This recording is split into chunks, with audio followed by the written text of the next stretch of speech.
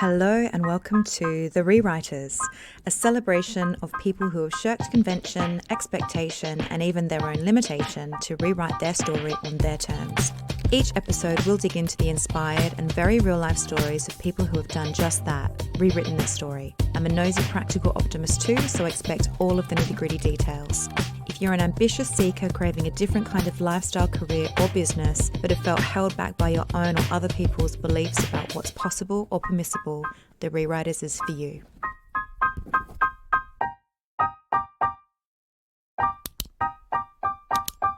Hello and welcome to the episode. I'm Monique Shaw, aka The Rewriters, founder of Rewrite and your host.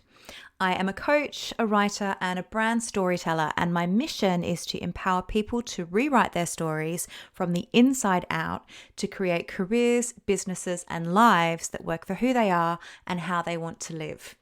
This is the final episode of season 1, and it's a solo episode with yours truly. I'm going to take a little summer break from the Rewriters podcast, and I'll be back with season 2 in September. And I will have with me a bunch of inspiring new rewriter interviews, as well as lots of practical solo casts too. Over the summer, I'll be staying pretty active on social media. So if you don't already, do give me a follow on Instagram. I'm at The Rewriters, at @_rewriters. But the best way to keep in touch with me and all of the latest content and good stuff is by subscribing to my newsletter, The Weekly Rewrite, which is out every Wednesday. Through that newsletter, I share personal insights, breakthroughs, kind of in real time as well as interesting themes and observations from my client work, general reading, lots of podcast recommendations, and also any of the latest resources that I've been preparing, any new special offers. You'll be the first to hear about this podcast too. So you can sign up via the link in the show notes or just head to my website, rewrite.com. So do sign up to the Weekly Rewrite. Before we dive into the episode, I also want to say thank you so much for all of your support this season. I have so loved doing this podcast. I love a chat, and I also like to write and research. So pulling these episodes together is a real pleasure for me, and I really appreciate the feedback and support that I've received from so many of you, and also for sharing it with your friends, family, loved ones as well. I can see that people from all over the world, people from places that I've never been to, but hope to go one day, are listening. So if you have any questions for me, or if there are any topics or conundrums that you are facing in relation to your career, your business, your life, and making it work for you, anything you'd like me to explore and unpack in the podcast, please drop me a DM. I'd love to hear from you, and I can try and turn that into an episode. This episode actually was inspired by a DM that I got on Instagram from somebody that I used to work with, and it just got the wheels turning and became this final episode of season 1. Please also don't forget to give me 5 stars as well on Apple Podcasts if that's where you get your podcasts, and continue to spread the Rewriters pod with anybody who you believe will benefit from hearing it. Okay, on with the episode. Today's episode is all about creating our own personal definition of success. So I've been thinking about this a lot this last year for quite a few reasons. Number one being, I stepped away from a traditionally successful career. In quitting my job in February 2020 to start my own business, I stepped away from a career that I had been working at for many years and from what many would define as a successful career. I'm putting that in little air quotes. And so in doing so, I received some shock from family members, disbelief that I would want to step away from that success.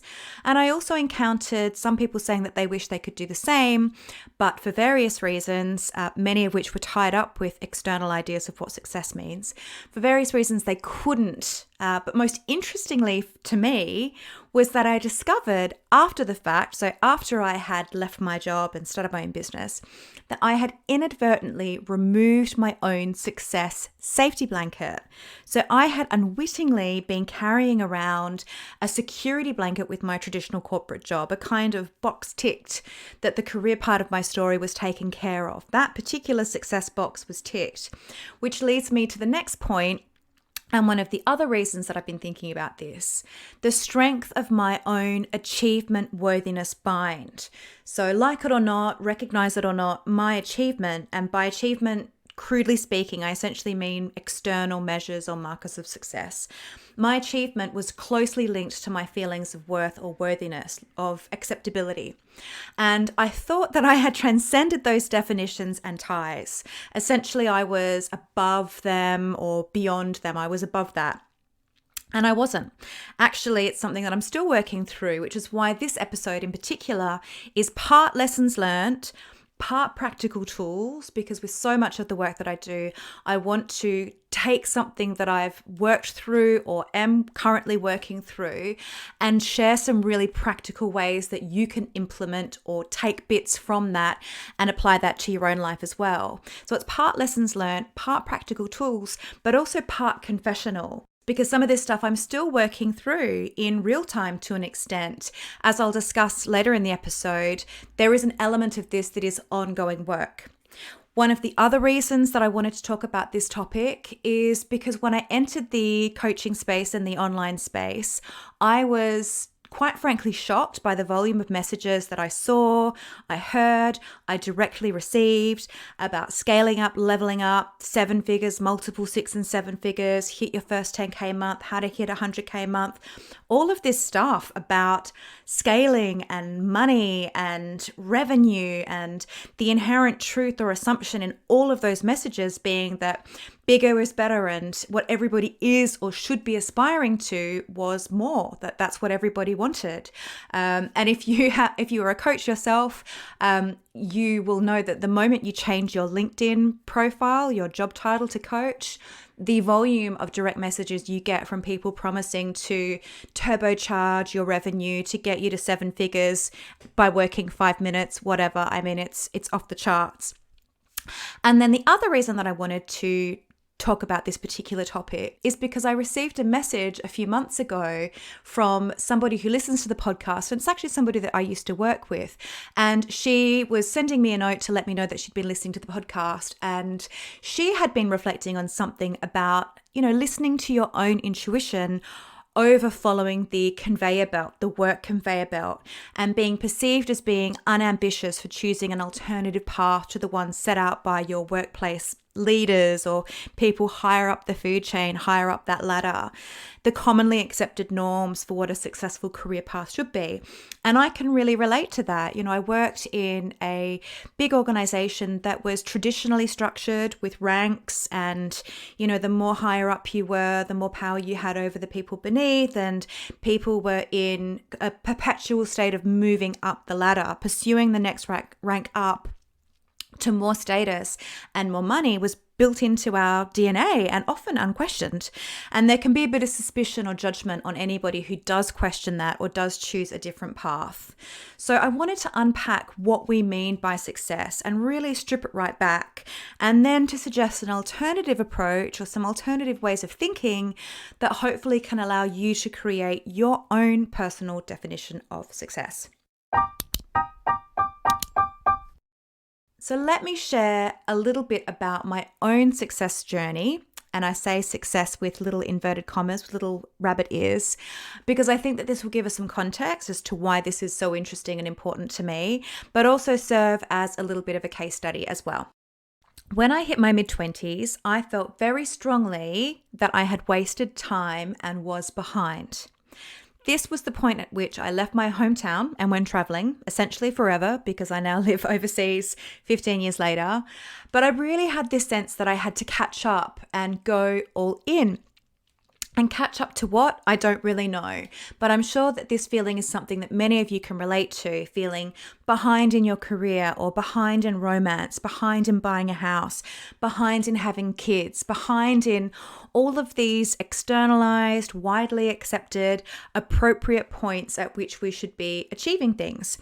And so I really threw myself into my career and the work part of my story once I left my hometown, went traveling, and found an opportunity that seemed like it was a really good fit for allowing me to just go all in. And a very big driver of that was guilt over not having given 100% at high school or at university, and feeling very conscious that I never really tried or lived up to my potential. I mean, I was in my mid-20s, so it's kind of crazy to think about that now. But I had a really strong sense that I was behind and I had wasted time, and I felt very, very guilty about that, and really, really strongly that I had something to prove. And then not long after throwing myself into work, or starting to throw myself into work, I met my now husband. And our relationship put a bit of a spanner in the works as far as my career was concerned, because I'm Australian and he's English, and I was coming to the end of my visa. I'm not going to go into the logistics and the details of this, but essentially I had to move back to Australia. He was based in the UK, and so began a period of time for 18 months where I was moving backwards and forwards and taking temping jobs to allow me the flexibility to travel backwards and forth and spend time with him in the UK. So we had decided to settle in the UK, and when I eventually did immigrate to the UK, I immigrated into a post-2008 global financial crisis job market in London. London obviously being one of the world's financial centres, so it was very much decimated by that global economic crisis. And needless to say, finding meaningful work that I was either not overqualified for or underqualified for was a really big challenge. And when I finally did get back into my career swing again, I didn't stop to catch my breath until many years later when I became a mum. I absolutely white-knuckled it with my career. I had a lot to prove, mostly to myself, and I had some resentment that my career had been so stoppy-starty, and I wanted to make up for what I perceived to be this lost time. Now, in my work today, I work with a lot of people who feel like they're not in the driver's seat of their career. I actually felt like I was in the driver's seat of my career. The problem was I was stuck in fourth or fifth gear all the time. Next, more, higher, bigger, challenge, role, project, opportunity. I was going in one direction, and that was up. And I only paused to question and reflect on that when I had my son in 2017. And actually, it wasn't straight away. It took a few years for it to marinate. But there was this slow realization that I didn't want that career anymore. I had been so hell-bent on making up for lost time and going for it that I hadn't taken the time to stop to work out what success meant to me. And that was no longer the type of success that I wanted. I was at a point where the only way really was to continue going up. And I didn't like the look of that. When I looked up, I didn't like what I saw. I wanted something different. So I had achieved what would commonly be accepted as a successful career in a good company, a well-known company with a good title and good package, good benefits, good opportunities. So in rewriting my career story, I was also trying to rewrite what being successful meant to me. Now, I was very surprised, however, to discover that I had deeply internalized the socially accepted markers of success, which are wealth, prosperity, and fame. The dictionary definition of success is someone who has wealth, prosperity, and or fame or status. So to translate that, when I started my business, I'd stepped off the old traditional career, the old sort of definition of what career success looked like, and started my own thing. And when I started that business, I was very conscious of my significantly reduced income. And so when people asked me how the business was, they said, how's the business? How are you? How's it going? I heard, how much money is your business making? So there's the wealth and prosperity piece. And also, how popular are you on social media, which is the fame and status piece. So this was a really tricky and uncomfortable one for me, because intellectually, I knew that these markers weren't the be all and end all. I knew they weren't important to me, or at least on a certain level, I knew that they weren't important to me. And I could easily have pursued more wealth and more status where I was. But what I wanted was something completely different. I wanted autonomy. I wanted full creative control. I wanted time and space. And so money is important because I deserve to get paid. And visibility is important because I need to be able to reach people who enjoy my content and may become clients. But my waiting was all out. So on the one hand, intellectually, the money piece was not my big driver. But on the other hand, automatically on autopilot, my automatic response was to try and quantify my success in numbers. So it was quite maddening, actually, and it still can be. So there are a number of things that I have learned about success and what it means to create your own definition of success through these experiences. Firstly, to even be in a position where you can create your own definition of success is an absolute privilege. Your material needs are clearly being met if you are able to ponder this at all, right? So I couldn't be sitting here talking about this stuff, writing about this stuff, and even considering this if I didn't have a roof over my head, food in my belly, bills paid, support. I'm supported. I'm in a really privileged position. So it's important for me to acknowledge that. Secondly, what we personally deem to be successful or to be success will change. So what worked for me before doesn't now, and what works for me now might not cut it in a year or two's time. Things will change, priorities will change, and I will talk about that changing fluid nature of success a little later as well. Thirdly, and this is such an important one because it's not understanding this that got me in that pickle early on, thinking that people were asking me about revenue when actually they were just asking me how I am and how's the business going. You have got to unlearn old definitions of success, become aware of your old definition of success and unlearn it before you can create a new one. So creating your own definition of success takes work and it takes continued commitment and intention. You don't just flick a switch because there is a lot of conditioning to overcome and unravel, and actually a lot of constant messages sent to you, shared in the television that you watch, the movies that you watch, the social media that you consume. It's everywhere. These old definitions of success are everywhere. Okay, so before we go any further, let's drill down into what success and being successful means. So in societies built on capitalism, which is the society that I live in, you probably do too, being successful is important. It is the aspiration, the pursuit, the pinnacle. I've made it, I've arrived, and that destination, that endpoint is success. So for generations, capitalism has reinforced this belief that wealth and status is right and good, and that people with wealth and status are right and good.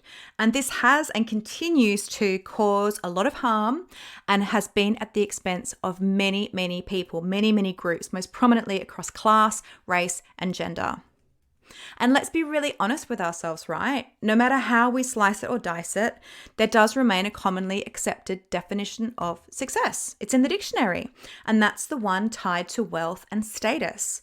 We want to be successful. We want our kids to be successful. We admire people who are successful. We actually place it higher than honesty, kindness, and generosity. We might not even consciously do this, right? In fact, we most certainly don't consciously do this.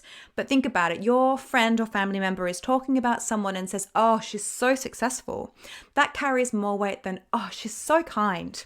So if you want to redefine what success means to you, if you really want to create your own definition of success, you do have to look really closely at your current definition of success, because there is no point trying to lay a new one over the top of an old one that is unchecked and still very much in place. You cannot, and this goes for everything in our lives, you cannot just layer a new truth over the top of an old one that hasn't been unpicked and cleared.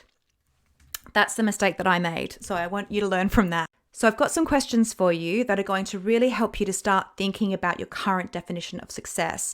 And this is a good point to let you know that, actually I should have let you know earlier, but this is the point at which I'm going to let you know that there are going to be a number of questions throughout this episode. And so if you can hit pause, go and grab a notebook, come back and start taking these questions down, or maybe you want to re-listen to it again. But it's really helpful for you to have some questions to really start to unpack and unpick your current definition of success so you can write your new definition of success too. So, questions for you. What is your current definition of success really? When you think about what it means to be successful, what does that look like for you right now, really? Be really, really honest with yourself. And where did that come from? Was it inherited by your family, society, the media, your workplace? Maybe noodle on that a little bit more. What does your family deem success to be? And when you look at the society that you live in, the social circles that you move in, what does success mean to those groups? Your workplace, what does success mean in that workplace? What success pool are you swimming in at the moment, or pools are you swimming in at the moment? So what is your current definition of success really, and where did that come from? And can you accept that on some level you will hold this definition as your own too? Probably without even realizing it. That is exactly what I did. And most importantly, are you ready to let go of it? So at this point, it's just really about being aware, because the moment at which we become aware is the moment that we become intentional. We can only start to change stuff if we are aware of what is going on for us right now. So now I want to talk about wealth, because the link between wealth and success is strong. If we're to rewrite our definition of success, then we need to reclaim what we mean by wealth. So if success means wealth, amongst other things, then what could be possible if we reimagined and redefined what wealth meant? So when we think about wealth, we tend to think of it in terms of money and assets. And I saw something on social media last year on LinkedIn that spoke about all of the other types of wealth beyond money and assets. And I was so inspired by it that I wrote a couple of articles about wealth and success and rewriting your definition of those terms, which are on my website. I'll link to them in the show notes. Anyway, describe the different types of wealth. 1, financial wealth, so money and assets. 2, social wealth, so status, fame would probably fit within there as well. 3, time wealth, so freedom. I would include autonomy in there as well. And then 4, physical and mental wealth, so your health. And you might have some more of your own too. I certainly do. I add creative wealth in there as well. And this particular piece said to be wary of jobs that give you financial and social wealth at the expense of time and health wealth. And that was certainly my experience when I rewrote my story most recently. I had financial and social wealth, but I lacked time and health and also creative wealth. I didn't have enough of that wealth to make me satisfied. And so when I read this, I realized that that was what I had been trying to create in my business, a better balance or a better distribution, a more appropriate distribution across a broader range of wealth measures. Although I had been intellectually prioritizing time and health and creative wealth over financial and social wealth, I was still deeply instinctively measuring financial and social wealth as the most important and valuable markers. So it was incredibly confusing. But as I said, knowing something and being aware of it is when you can start to unravel it. So to rewrite your wealth and success story, you do need to really unpick all of the old beliefs and truths you have around money and success too. So you want to give appropriate weighting across the different wealth measures to create success that's more sustainable and personal to you and fulfilling and appropriate. And by appropriate, I mean right for you, not based on what someone else thinks, what someone else wants, or what someone else values. Ask yourself the following: how is my financial wealth right now? And how is my social wealth? And how is my time wealth? How is my physical and my mental wealth?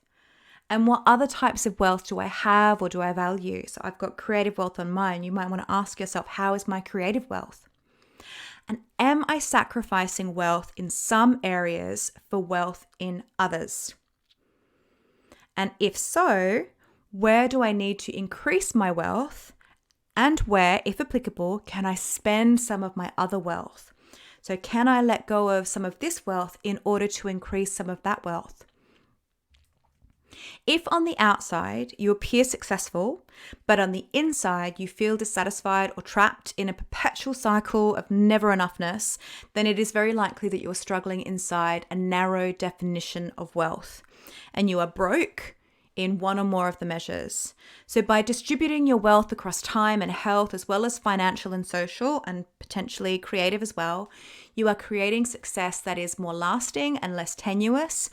and is less debilitating. It's more nourishing, more fulfilling. So the other day I was talking to a friend of mine about the work that it takes to unhook from these internalized measures of wealth and success, particularly when you start working for yourself and your business is also about a complete lifestyle shift.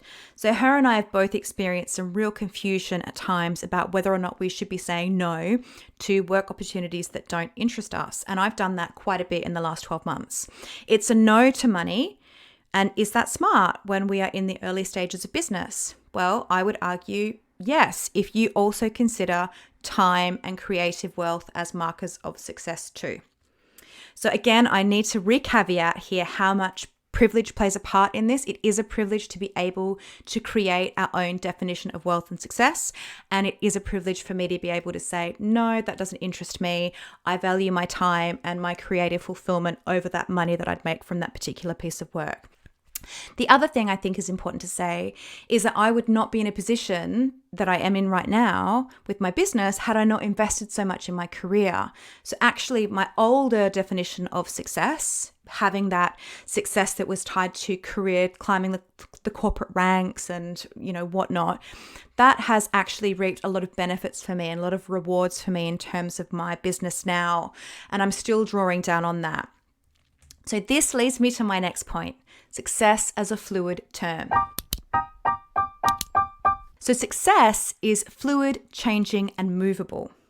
And there may be a point in our lives when we want or need to focus on generating financial wealth, perhaps to create security for our family. Perhaps it's important that we create social wealth because we have an idea that we want funding or support for. But at different points, having more time may be important to us than having more money. That was certainly my experience more recently. So there was a time when money was more important to me than time. I wanted to make enough money to put into assets to secure my husband and my financial future. He was doing the same. And then fast forward a little while later, it's reversed for me. I feel financially secure enough to prioritize time now. So my definition of success changed, but I have been in both camps, and there aren't just two camps. I don't want to set up a false binary there. The point is, what we need and what we prioritize and where we are in our life will change and evolve. It's movable. It's fluid. So what is most important from my perspective is that we are the ones creating our definition of success. So whatever that looks like for us and whatever works for us at that point in our life, and that we have permission to evolve it and to change it and adjust it when our needs and priorities change. If you take one thing from this episode, it is that your definition of success absolutely becomes yours. It's your own. Not the parent who wants you to have a job they can brag about, not the boss who says you're unambitious if you're not perpetually working towards your next promotion, not the guru who says you're unenlightened if you want to make money, or the coach who says you're holding yourself back if you don't. Your definition of success and wealth, just yours. And whatever that definition is, let yourself savor it. In our old socially accepted definitions of success, it's seen as a destination or a point. You arrive there, you become successful. You are or you aren't, you're there or you're not. It's like a fixed point. But the problem is that you get there and the point moves. So you arrive to where you thought you wanted to be, you achieved the success, the promotion, the pay rise, the book deal, the job offer, the business investment, whatever. And then you move the goalpost on yourself. So success is here, but it's also over there. And we make it an impossibility, a source of constant not enoughness, constant what next. Many of us really struggle with living in the present moment, and the pursuit of success gives us an excellent excuse to focus our attention elsewhere. Success is future-oriented.